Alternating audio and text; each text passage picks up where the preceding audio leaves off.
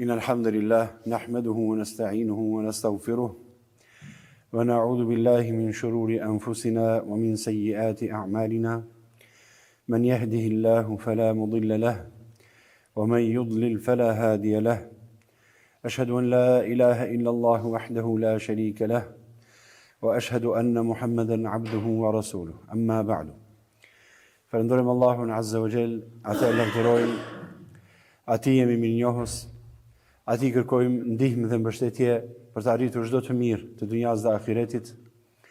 Ati kërkojmë strehim, mbrojtje. I kërkojmë forcë dhe mbështetje që të përballojmë çdo ligësi dhe sprovë të kësaj dunjaje dhe lusin madhëruarin që të na ruaj, të na mbajë të qëndrueshëm në këtë rrugë. Padyshim që atë që Allahu subhanahu wa taala ka udhëzuar e forcon në këtë rrugë të drejtë, në rrugën e Islamit, ai është i udhëzuari. Ati është dhënë dritë dhe askush nuk mund t'ia largojë, sepse Allah subhanahu wa taala nuk e lë në balë robin e tij, që i mbështetet atij, që e adhuron atë si një të vetëm dhe i përkushtohet me gjithë zemër, me përkushtimin e sinqertë. Elus Allah subhanahu wa taala të na bëjë prej tyre dhe të vazhdueshëm në këtë rrugë. Jemi duke folur vëllezërit e mi për luftën dhe përpjekjet që i duhet të bëjë njeriu në rrugëtimin e tij drejt Allahut Azza wa Jall. Dhe të gjithë ne jemi udhëtar në rrugën drejt Zotit Subhanahu wa Taala. Kemi folur që përballja në jetën e kësaj dynjaje nuk është e thjeshtë, është e vazhdueshme. Shejtani i mallkuar ka mënyra dhe forma të shumta me të cilat e devijon birin e Ademit. Dhe në fakt përvoja e tij është e gjatë. Janë me mira vjet në jetën e kësaj dynjaje. Dhe di ku të godas, di ku ta cënoj njeriu në pikat e tij të dobta. Prandaj është shumë e vënd që njeriu të qëndrojë pak me vetveten dhe të meditojë mirë cilat janë detyrat e tij në lidhje me këtë përballje, me këtë luftë. Do t'i duhet njeriu të përballet me veten e tij fillimisht. Dhe padyshim ky është suksesi i parë i domosdoshëm. Pa fituar me veten tënde, mos pretendo se do të dalësh dhe rregullosh jashtë vetes tënde. Nëse nuk merresh me vetveten dhe të luftosh me veten tënde për të dalë mban, ti je faqebardh në detyrat që ke ndaj Allahut subhanahu wa taala, nuk ke mundësi që të fitosh me armikun e jashtëm, që janë shejtani i mallkuar, munafikët dhe gjithë ligësitë që ekzistojnë në këtë dynjë. Pra sot do të qëndrojmë pak me vetveten o vëllezërit e mi. Edhe një herë theksoj dhe përsëris që përpjekja e robit dhe lufta e tij është me shumë drejtime. Pra kjo është një luftë me shumë fronte. Luftë me vetveten, që do të flasim diçka sot, është lufta me shejtanin e mallkuar dhe mënyrat që ai devijon njeriu. Është lufta me jo besimtarët, mohuesit të gjitha kategorive dhe ti je detyruar të jetosh në jetën e kësaj dynjaje i përzier me ta. Dhe do të kesh të bësh me ta, do ta dish se ku të cënojnë ose ku të rënojnë. Pastaj është dhe lufta me munafikët, me ata që duket se janë pjesë e gjirit të muslimanëve, por në fakt ata dëmtojnë fenë Allahut subhanahu wa taala. Ata dëmtojnë ndoshta më shumë se sa të tjerët që janë jashtë. Kjo është një përballje e domosdoshme, do të përballet muslimani me këto fronte në jetën e kësaj dynjaje. Por elus Allahu subhanahu wa taala të na jap sukses, të jemi të dobishëm kudo që të jemi. Dhe të jemi të rregullt me atë që kërkon Zoti subhanahu wa taala.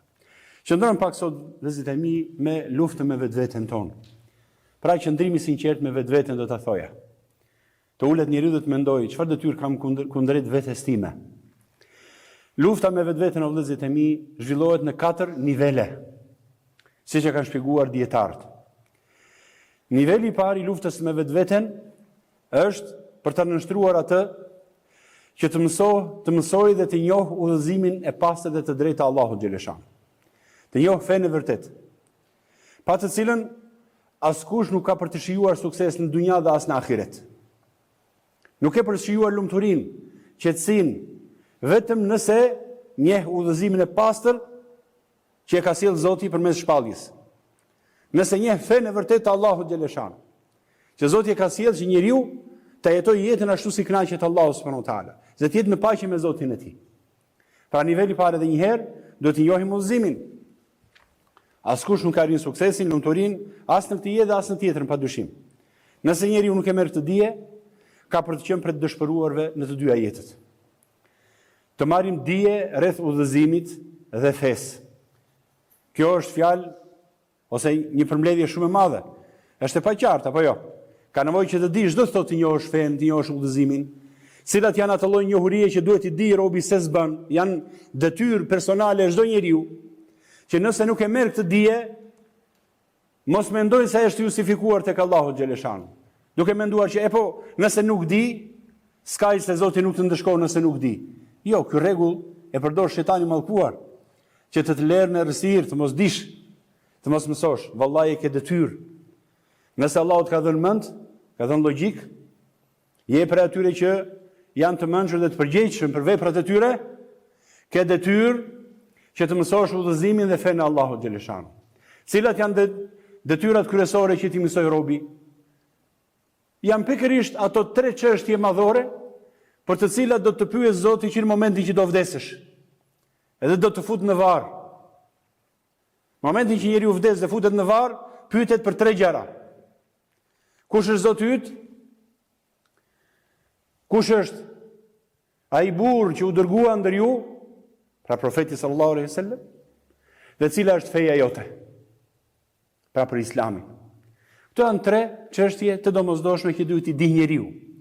Dhe lufta e parë që ke, përballja e parë që ti duhet bësh me veten, ta nënshtrosh që ta mësoj këtë udhëzim. E para, kush është Zoti yt?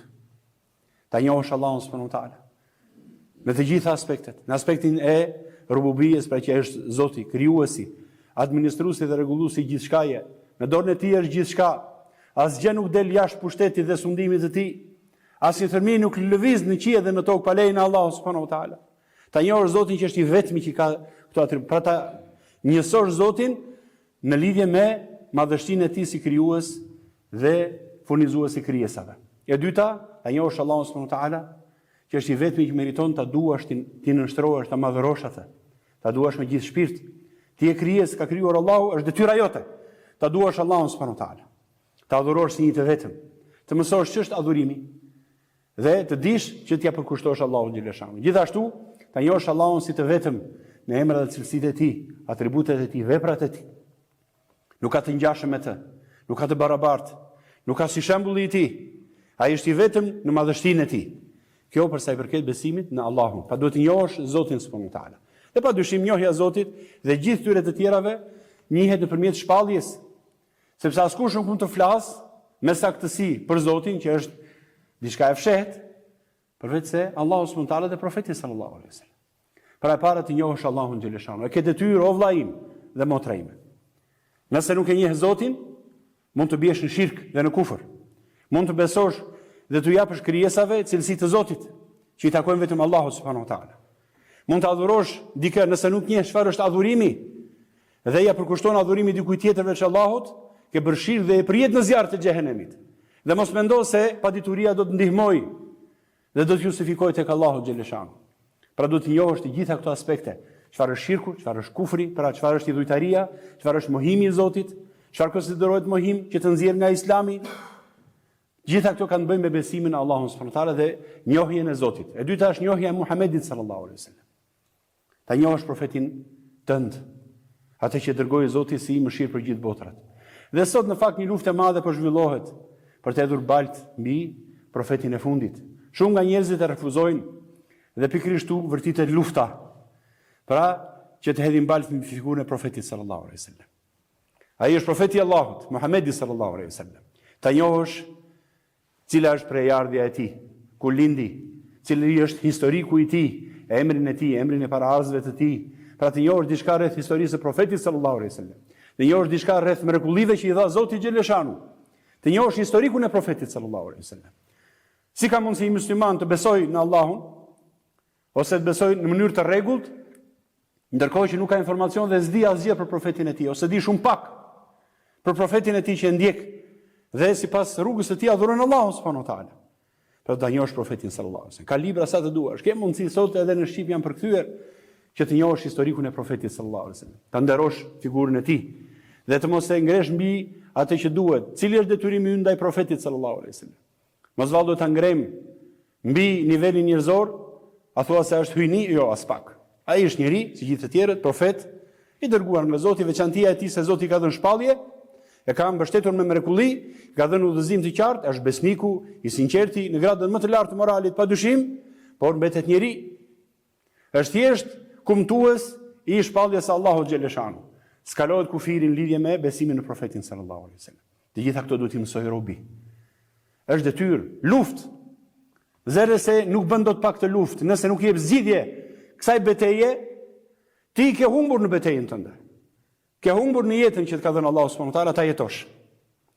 Dhe e treta është njohja e fesë islame. Nivelin e domosdoshëm që do ta di çdo kush. Janë kushtet e Islamit, kushtet e imanit. Cilat janë kushtet e imanit? Besojmë Allahun 6 kushtet e imanit. Besimin në Allahun, me melekët, në shpalljet e Allahut subhanahu wa taala, në profetët, në ditën e gjykimit, me gjithë çka që përmbledh dita e gjykimit, që nga momenti i vdekjes deri në xhenet dhe xhehenem, të gjitha hollësitë që ka sjell Zoti duhet i besojmë. Gjithashtu besimin e kaderit, në caktimin e të mirës dhe të keqes që vjen prej Allahut subhanahu wa taala, me urtësinë, dijen, pushtetin e tij dhe vullnetin e tij. Dhe pastaj kushtet e Islamit. Shahadetin, kushtet e shahadetit, përmbushjen e kushteve të shahadetit. La ilaha illallah Muhammadur Rasulullah. Nuk është një fjalë që thuhet, por është diçka që besohet në shpirt dhe lidh zemrën me të dhe jep jetën për të. Pastaj është falja e namazit rregullisht. Do të mësosh si falet namazi. Po të mësosh falësh namazin, do të dish se si është pastërtia rituale, marrja e gusulit, marrja e abdesit, nëse s'ke ujë, marrja e tejemumit, si është rregulli i pastërtisë së muslimanit, çfarë prish pastërtinë dhe rregullin, pastaj mësosh si falet namazi, pastaj është agjërimi i Ramazanit, dhënia e zakatit, kryerja e haxhit, janë shtyllat e Islamit. Një njeri nëse nuk i plotson këto dhe nuk jeton sipas tyre, nuk lufton me veten e tij, që ti mësoj këto gjëra, atëherë më fal, ai është i humbur në jetën e kësaj dynjaje, sepse betejë e parë që është dhënë ta luftoj, ai ka humbur në të. E ka shpërfillur. Dhe në fakt shpërqendruesit janë të shumtë, vëllezërit e mi. Shpërqendruesit janë të shumtë. Kam halle, edhe puna është farz. Ta nxjerr argument, edhe puna është farz, po është farz. Pasi të përmbushësh betejën dhe të luftosh. Nëse të vjen armiku te pragu i shtëpisë, edhe të kërcënon. Mendo, të kërcënon të marr jetën, të marr fëmijët, ose të marr pasurinë. Vallë do thoje që puna është farz, do dilje në fushë të punoje me shat, apo do luftoje për ta mbrojtur. Luftoje për ta mbrojtur. Sepse çdo gjë ka rregull. Pra kjo është betejë e parë në zetimin. Për këtë do pyetemi në varr. Që në momentin që merret shpirti, do të pyes Allahu subhanahu wa taala. Nëse nuk e luftove këtë betejë në dynja, mos kujto se do ta fitosh aty brenda në varr. Nuk e fiton dot. Nëse ke humbur në jetën e kësaj dynjaje. Pra kjo ishte lufta e parë me vetveten e vëllezërit e mi, të mësosh udhëzimin, të mësosh fen që Zoti ta dha. Dhe kjo është luftë që duhet mos i bësh bisht. Marrësh gjitha masat, pyesësh njerëzit e duhur, dhe gjesh burimin e duhur, sepse nuk bëhet fjalë që thjesht të marrë një lloj feje si ti jetë pa, kjo ka rëndësi. Thjesht e rëndësishme që të futesh diku në një vend adhurimi, jo as pak. Sepse ti po i ngranohesh, po dislokohesh në vende të gabuara dhe kjo nuk të shpëton. I vetmi shpëtim është njohja e fesë së vërtet, fesë islame, që e ka zgjedhur Zoti subhanahu wa taala sipas udhëzimit të saktë. Së dyti, vëllezërit e mi. Qëndrimi i sinqert me vetveten kërkon që pasi e mësove të vërtetën dhe morë informacionin e duhur, e njohë Zotin, paktën atë nivel të domosdoshëm që e ka detyrë çdo njeri, e njohë profetin sallallahu alaihi wasallam, e njohë fenë Allahu subhanahu wa taala dhe di se cilat janë detyrimet e tua, atëherë hapi i dytë i domosdoshëm është të jetuari sipas tyre. Nuk tolerohet që njeriu të heqë dorë nga ato detyrime që ka dhënë Zoti subhanahu wa taala. E fitove betejën e parë. Ta dha Zoti mundsinë. Tashmë është e dyta. Edhe kjo është sfidë dhe betejë që do më zgjat gjithë jetën. Gjithë jetën do përballesh me këtë. Sepse duhet ta vesh në zbatim gjithë ato që përmenda pak më sipër. Sidomos ato që janë çështje praktike, siç është çështja e faljes së namazit, agjerimi Ramazanit, dhënia e zakatit, ndihma, haxhi dhe tjerë. Kjo janë pjesë domosdoshme tashmë. Është pjesë jote e jetës tënde. Nuk lejohet të heqësh dorë prej tyre. Bahu burr. Bëhu burr dhe i sinqert me vetveten. Dhe atë që Zoti ka dhënë urdhër, bëje. Mos zgjidh justifikime foshnjash dhe njerëzish të dobët. Je burr, e ke besuar Allahun subhanahu wa taala, kërkon xhenetin dhe ke frikë xhenemin, shikoje rrezikun në sy dhe jepi drejtim. Jeto ashtu si të ka thënë Allahu subhanahu wa taala. Mos ke frikë askënd në rrugën e Allahut subhanahu wa taala. As frikë nga dynjaja, nga kërcënimet e dynjas, nga tallja, nga ndoshta përndjekja në shoqëri etj, se këto mund të ndodhin dhe kanë ndodhur gjithmonë. Dikur forcohen, dikur dobësohen.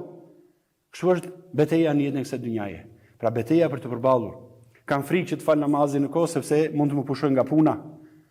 Kam frikë domethënë që të shfaqem se jam musliman sepse mund të kem probleme. Jo Allah, s'ka frikë muslimani. Muslimani është burr, i ka dhënë besën Allahu subhanahu wa taala dhe nuk kthehet mbrapsht. Për çfarë do që të ndodhë? Unë dua të hyj në xhenetin e Allahut subhanahu wa taala. Dhe kam frikë xhehenemin dhe llogarin para Allahut xheleshanu. Kaq më mjafton që të qëndroj brenda kufive. Pra betejë e dytë vëllezërit e mi, dhe kjo është e vazhdueshme, është që atë dije që morë ta zbatosh. Në dy aspekte kryesorë ose tre të themi. Ka lidhje me urdhëresat e Allahut xheleshanu, për ato urdhra që ka dhënë Zoti bëj, sa të kesh mundësi, si tha profeti sallallahu alaihi wasallam. Çfarë ju kam urdhëruar të veproni, bëjeni, sa të mundeni, thot profeti sallallahu alaihi wasallam. Fa'tu minhu mastata'tum. Pra ma amartukum bihi, atë që ju kam urdhëruar, bëni sa të mundeni. Se ndodh që në një moment mos mundet njeriu. Është se mu nuk falet dot në këmbë, fal ulur. S'falesh dot ulur, falësh shtrir, mbështetur, si të mundesh. Pra, nëse njeriu s'ka mundësi, nuk agjeron dot, sepse je i smur, ke vështirësi, ke ilaç etj, mos agjero, kompenso. Pra, e ka dhënë Allahu subhanahu wa taala hapësirat dhe mundësitë, nuk ka vendosur vështirësi në fen ton. E ka bërë të thjeshtë Allahu xheleshan, por urdhëresat që ka dhënë Zoti sa të mundesh bëj. Ndërsa kur flet për ndalesat profetit sallallahu alaihi wasallam, "O ma nahaytukum anhu fantahu." Dhe nëse ju kanë ndaluar për diçka, lëreni. Dhe nuk ka thënë nëse mundeni. Sepse lënia s'ka lidhje me mundësinë. Lënia thjesht lëre, s'ke vështirësi në këtë çështje, lëre dhe përballoje përballjen. Përballoje vështirësinë që dal përpara, lëre atë që ka thënë profeti sallallahu alaihi wasallam, atë që ka thënë Allahu xheleshan. Largoju asaj. Ky është aspekti i dytë dhe aspekti i tretë, në caktimet e Allahut xheleshanu, atë që cakton Zoti për ty, prej fatkeqësive, vështirësive, sprovave të dunjas, ke zemrën e gjerë dhe mendjen e ndritur dhe zemrën e ndriçuar që kjo ndodhi me lejen e Allahut subhanahu wa taala. Dhe Allahu ka urtësi pasaj. Reago ashtu si duhet në të. Merre situatën në dorë. Qoftë ajo fatkeqësi, sprovë, gjunafe ndoshta që mund t'i bëj robi në jetën e tij, ktheu tek Allahu subhanahu wa taala. O Zot, më fal. Më mëshiro, më ndihmo. Pra sa herë që ndodhin këto gjëra, ky është aspekti i tretë tham në lidhje me themi qëndrueshmërinë në zbatimin e asaj që dim. Pra nëse ndodh, ktheu tek Allahu subhanahu wa taala dhe vazhdo rrugtimin. Brenda mundësive që ke, që të ka dhënë Zoti xheleshanu. Pra kjo është lufta e dytë, vëllezërit e mi. Lufta lidhje me zbatimin e asaj që mësove. Pra bëu burr, i sinqert me vetveten dhe me Zotin padyshim dhe vazhdo rrugtimin, dhe kjo është betejë që nuk mbaron derisa të kesh frymën, vëllezërit e mi. Sa ke frymë në trup, akoma s'ka ardhur meleku i vdekjes, s'ka ardhur shpirti në gropën e fytit të dal, ti je në luftë për të zbatuar atë i thot Zoti xheleshanu. Prandaj, atë që mësove, qëndro besnik ndaj saj, se shpërblimi i saj është xheneti. O vëllezërit e mi. Shpërblimi i saj është xheneti. Përjetësia në xhenetet e Allahut subhanahu wa taala. Ruajtja nga xhehenemi i Zotit. Alhamdulillah, çmimi i madh, si tha profeti sallallahu alaihi wasallam. Ala inna sil'ata Allahi ghaliya. E përsëriti 3 herë. O njerëz, malli i Allahut është i shtrenjtë. 3 herë përsëriti këtë. Dhe në fund tha, malli pra shpërblimi i Allahut është xheneti. Nuk është gjë e vogël, vëllezërit e mi. Pra është një luftë që e meriton ta luftojë çdo njeri për veten e tij. Dhe kjo, alhamdulillah, është e domosdoshme. Ky është niveli i dytë, vëllezërit e mi. Niveli i tretë, të cilin vazhdojmë në pjesën tjetër të hutbes, është ftesa e të tjerëve në këtë rrugë që të ka zgjedhur Zoti. Pasi besove dhe pasi unë nështrove dhe po punon dhe po vazhdon rrugëtimin, duhet të ftosh të tjerët në këtë rrugë që dhe ata të vazhdojnë në atë mirësi që të ka dhënë Allahu subhanahu wa taala dhe kështu rregullohet vetja jote, shtëpia jote, shoqëria ku jeton dhe vendi ku ti ke zgjedhur të jetosh me lejen e Allahut subhanahu wa taala. Barakallahu li wa lakum fil Qur'anil azim wa nafa'ani wa iyyakum bima fihi min al-ayati wadh-dhikri al-hakim. أقول ما تسمعون وأستغفر الله العظيم لي ولكم ولسائر المؤمنين فاستغفروه إنه هو الغفور الرحيم.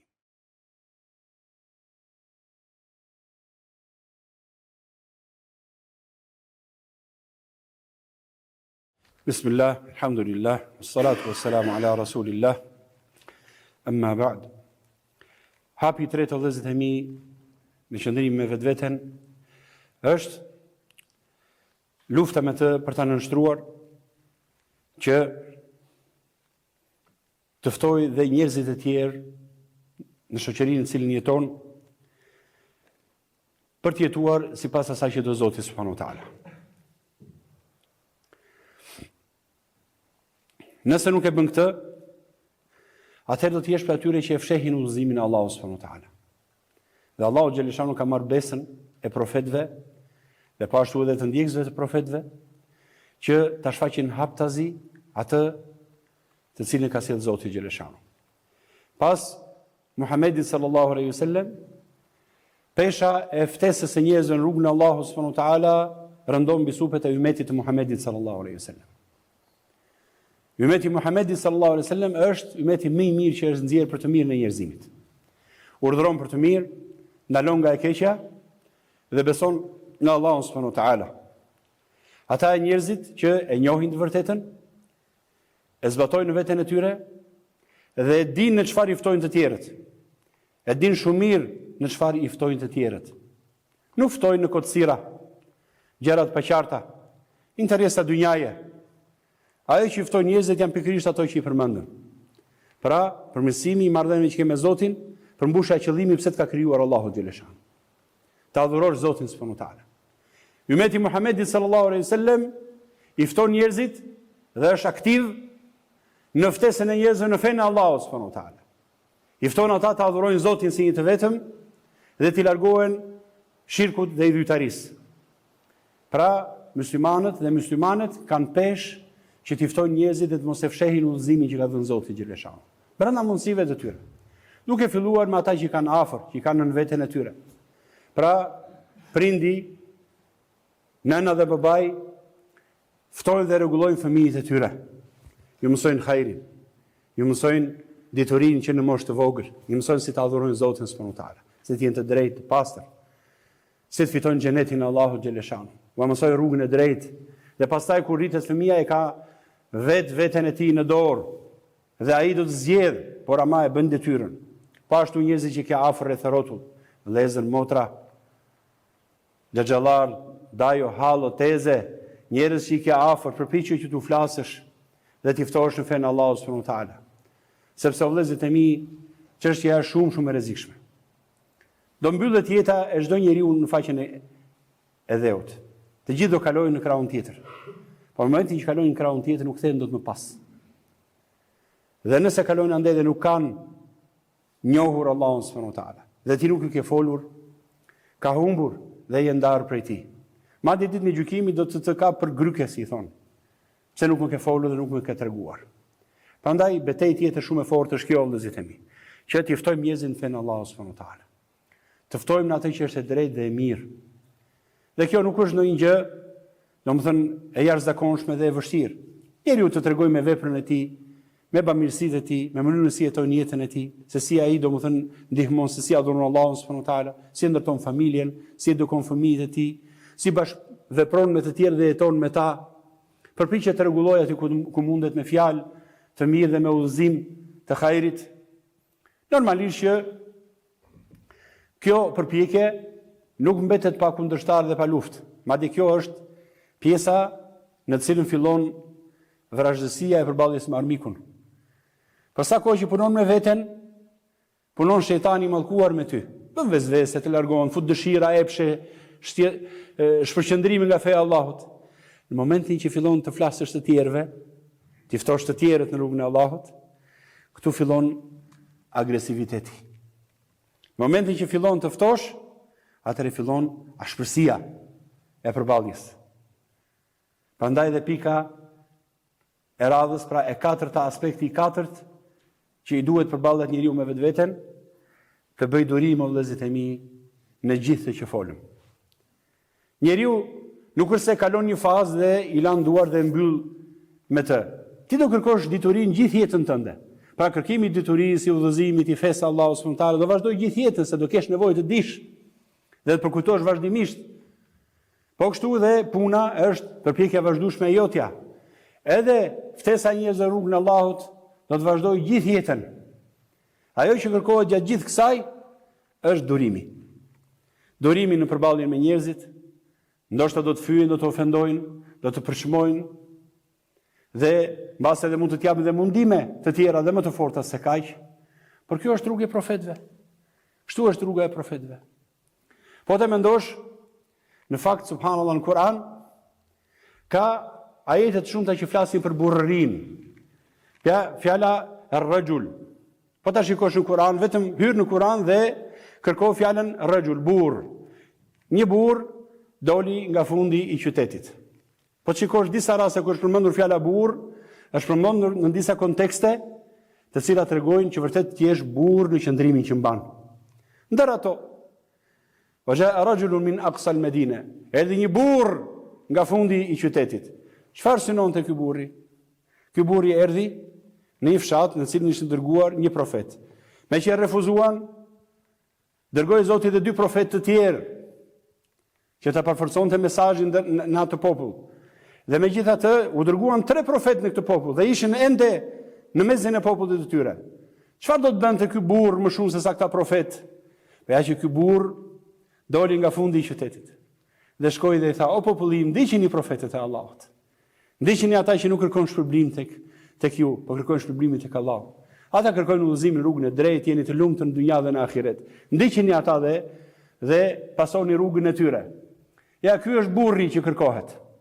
Pra ky doli ky burr, e kërcënuan, ai shumë u foli dhe në fakt u bë problematik, sepse po cënonte mënyrën e jetesës së popullit. Po i binte një qafë rrugës që kishte nisur populli që të ndiqte, dhe ky po thoshte jo, kjo nuk është e drejtë. Dhe kjo binte ndesh me, siç i thon sot, me të drejtat e njeriu për të zgjedhur. Çdo njeri ka të drejtë të zgjedhë, nuk takon ty, domethënë që tregosh dhe të këshillosh. Pra e quajnë këshillën një lloj dhunë kundër tyre. Ndërkohë që vetë nuk përtojnë të shajnë, të fyejnë, të ofendojnë, edhe të japin gjithçka që e shikojnë me sytë e tyre. Po ky burr nuk pyeti për të gjitha këto. Doli dhe i urdhëroi për të mirë. I ndaloi nga e keqja. Fjalë tha ky vetëm. Nuk bëri asgjë, vetëm fjalë tha. Ju foli që kjo është e drejta. Dhe e vran me gur populli i tij. Mos vallë ky shkaktoi ndonjë trazir, ndonjë problem të madh. Thjesht tha ndiqni profetët. Ky është problemi i madh i të ligës dhe shejtanit sot në botë. Nuk duan që njerëzit kthehen në fenë Allahut subhanahu wa taala. Besojnë një Zot të vetëm, ti nënshtrojnë vetëm atij, ta jetojnë jetën si do Zoti xhaleshanu. Ky është problemi i vërtet real i tyre. Gjithë problemet e tjera janë të zgjidhshme. Probleme pasurie, probleme pushteti, probleme domethënë ndarje copash mes tyre janë të zgjidhshme të gjitha. E pa zgjidhshme është njerëzit kthehen në fenë Allahut subhanahu wa taala. Muslimani duhet të jetë i zgjuar, të jetë i mençur dhe të punojnë në mejdanin e tij. Mejdani i tij është besoni Allahun dhe profetët. E vran këtë burr dhe thot Allahu subhanahu wa taala qila dukhulil janna. I thua atij, i tha Zoti, hyr në xhenet. Hyr në xhenet. Dhe thon dietarët, duke luajtur në lumejt e xhenetit. Ky djalosh, ky burr që ishte burr në parimet e tij. Duke luajtur në lumejt e xhenetit, tha, mirë populli im sikur ta dinte. Prap kish merak për popullin e vet. Pra është derti i muslimanit të rregullojë popullin e vet. Po ta rregullojë në drejtim o vëllezërit e mi. Ta drejtojë në atë drejtim që ka urdhëruar Zoti, pra ta adhurojnë Allahun subhanahu wa taala, të kthehen tek profetët, të kthehen tek ligji i Zotit, tek libri i Allahut. Ky është suksesi dhe ky është rregullimi. Pra, do të kërkojë qëndrime, do të kërkojë burri përballje me të keqen. Ja një rast që përdoret se fjalës burr në Kur'an. Një rast tjetër është rasti i atij burrit nga familja e Firaunit që fshihte imanin e tij. Erdhi një burr nga familja e Firaunit, i cili e fshihte imanin e tij. Ky ishte burr. Çfarë bëri ky burri i fort në imanin e tij? Shkoi dhe ndihmoi Musain, profetin e Allahut. O Musa, jam mbledhur paria që të bëjnë dëm. Ik prej këtu dhe shpëto. Unë jam këshillues për ty. Ndihmoi profetin e Allahut. Sot ndihmojmë profetin e Zotit Muhammedin sallallahu alaihi wasallam, kush e mbron edhe kush lufton për figurën e tij, do luftoj muslimani. Pra ky burr mbrojti parimet. Mbrojti rrugën e profetit sallallahu alaihi wasallam. Do thotë për kthyer sot, mbrojti sunetin e profetit sallallahu alaihi wasallam. Rrugën e profetit sallallahu alaihi wasallam. Dhe ai e solli me argument. Pra ai që mbështet në argument nga Zoti dhe profeti ka mbrojtur figurën dhe sunetin e profetit sallallahu alaihi wasallam. Dhe ky rast burrërie. Një rast tjetër burrërie për ta mbyllur këtë hutbë vëllezërit e mi, është burrëria në zgjedhjen e duhur. Nëse vjen përballë kënaqësitë dhe storitë të kësaj dynjaje, fitimet të saj dhe parimet e fesë së drejtë dhe ahiretit. Nga përmend Zoti subhanahu wa taala, xhamit fihi rijalun. Në ta ka burra thot. Në xhamit e Allahut ka burra, rijal, burra, thot Allahu subhanahu wa taala. Çfarë janë këta burra? Dëgjoni cilësinë e tyre. La tulhihim tijaratun. Ata nuk i shpërqendron tregëtia nga përmendja e Zotit subhanahu wa taala. Pra nuk i shpërqendron fakti që punojnë jetën e kësaj dynjaje, kërkojnë riskun, bëjnë tregëti. Këta janë burra që nuk i pengon tregëtia dhe dëshirat që kanë jetën e kësaj dynjaje për të përmbushur detyrimet ndaj Allahut subhanahu wa taala. Ata njerëz që përmbushin detyrimet ndaj Allahut subhanahu wa taala. Një herë Abdullah ibn Mas'udi ishte në tregë dhe po në ditën e Xuma. Dhe në momentin që u thirr ezani, të gjithë subhanallahu sikur i tërhoqi dikush, i lan tregëtizat e tyre. Se çish i lan dhe ikin në xhamin e Allahut subhanahu wa taala. Ikin në shtëpinë e Zotit subhanahu wa taala. I pa Abdullah ibn Mas'udi, shoku i profetit sallallahu alaihi wasallam. I pa duke ikur të gjithë, të gjithë u larguar nga se u thirr ezani, thirrja e Allahut. Allahu thot në Kur'an nëse u thret, domethënë një thirrësi për në shtëpinë e Zotit dhe dhikrin e Allahut, përgjigjuni thirrjes dhe lëreni tregtin. Këta e lanë dhe ikën. Dhe tha Abdullah ibn Mas'udi i kënaqur me këtë që pa, në kohën e tij, kohën e sahabëve tabeinëve. Këta janë burra që nuk i shpërqendron tregtia nga përmendja e Allahut subhanahu wa taala. Pra burrëria në këtë rast cila është përmbajtja parimeve të tua. Vënia në përparësi asaj që i takon të ketë përparësi. Fitimi i xhenetit. Gjithçka tjetër vjen dytësore. Rregulloi këto të tjerat në funksion të asaj që ke qëllim. E pjesa tjetër e ka Zoti, megjithëse edhe pjesën tjetër dhe këtë pjesë prap Zoti ka në dorë të gjithë në vëllezërit e mi. Pra luma ai që është i sinqert me vetveten, qëndron në këto baza dhe vazhdon rrugëtimin dhe luftën për fituar dhe dal faqebartë. Elus Allahu na bëj prej tyre vëllezërit e mi. Elus Allahu na lehtësoj rrugëtimin, të na ndihmojë, të na jap dije të mjaftueshme, të na jap forcë që të punojmë me të, të na jap urtësi për të folur me të tjerë për të ftuar rrugën e Allahut subhanahu wa taala. Elus Allahu na jap durim dhe qëndrueshmëri, vazhdimsi në këtë rrugë. Së fundi çoni salavat e profetit ton Muhammedin sallallahu alaihi wasallam. Allahumma salli ala Muhammad wa ala ali Muhammad. كما صليت على إبراهيم وعلى آل إبراهيم إنك حميد مجيد اللهم بارك على محمد وعلى آل محمد كما باركت على إبراهيم وعلى آل إبراهيم إنك حميد مجيد وآخر دعوانا أن الحمد لله رب العالمين أقيموا الصلاة